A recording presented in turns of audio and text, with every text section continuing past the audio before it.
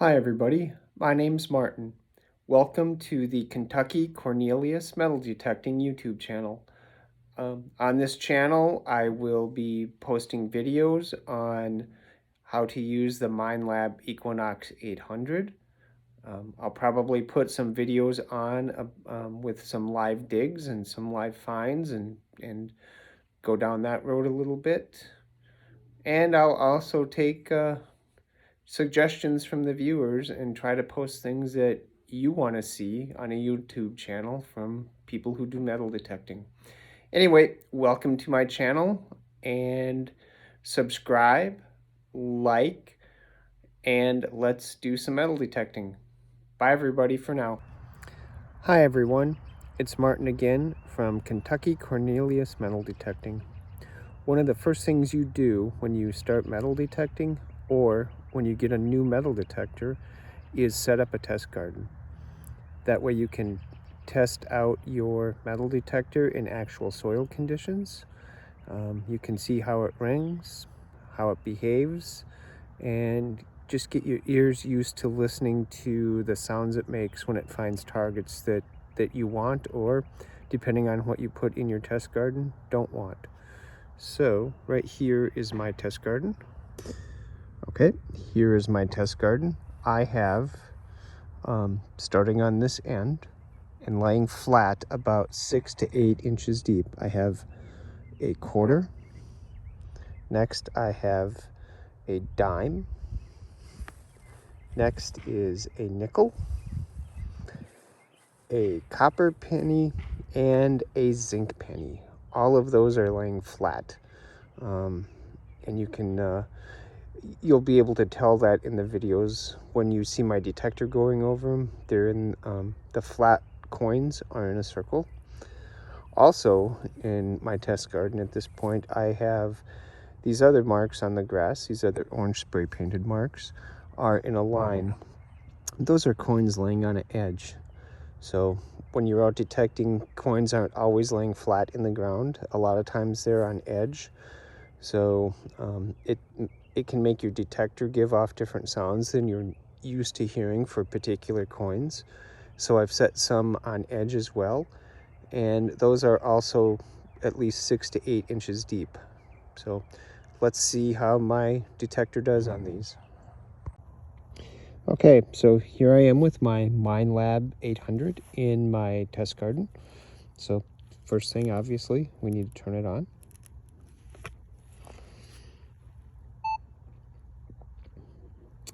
And as we wait for it to power up, I'm going to do a soft reset of Park 1. So to do a soft reset, make sure it's in the detecting mode that you want, and right now I'm in Park 1. So to do that, you just hold this button down until it says you see SP flash on the screen, and this is your mode detector or mode selection switch. So just hold that down for a couple seconds till it says SP, and then there you go. It's a soft preset. It only resets whatever mode you have it in to the factory presets. I didn't want to do a complete factory preset on this because I've got a coin shooter program in here. I don't want to have to reprogram in. So anyway, once you do that, then you're going to want to noise cancel and get rid of any EMI that might be around. So we're going to go ahead and press our gear icon. That'll bring us to that. Right now I'm on channel 0. So to noise cancel, just raise our detector up off the ground a bit. It may help to kind of point it in the direction of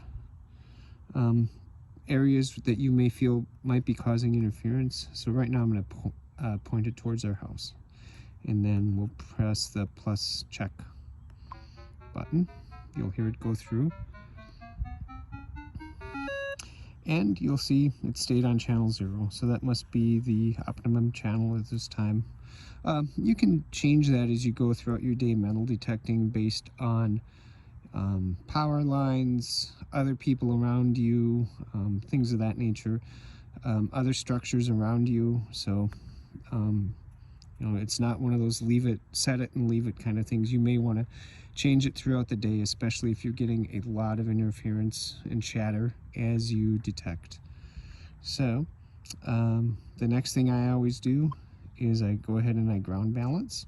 So that's the second selection here on our selection menu. And to ground balance, I then go into that menu.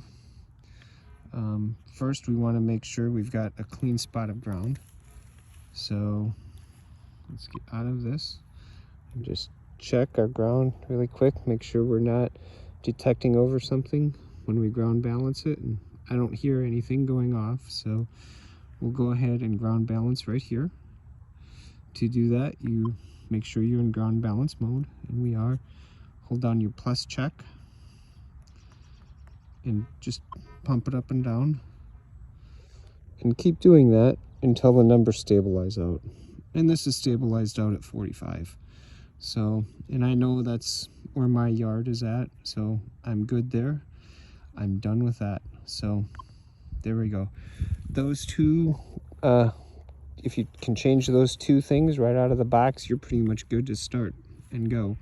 So now as we go ahead and metal detect, one of the things we want to make sure we do is to sweep our coil, keep it nice and parallel to the ground all the time, and walk slow, and make sure we're not overwalking our metal detector and leaving patches that we might miss. So one thing I notice some people do is when they come to the end of their swing, they'll swing up like this and then come back down and swing up on the other side and swing up and down. Well, really, then the only part you're actually detecting in is when your detector is at the bottom of that pendulum swing. So you want to make sure to do a nice, even sweep across the ground as you go. So, all right, there we go. Let's see what these coins sound like as we go across them. Remember, again, it's a quarter, a dime, a nickel, a copper penny, and then a zinc penny. So let's go down our row of coins and see what we get. So here's our first one. 30, 20, 29, 30, pretty consistent. All right. Next, we come to our dime.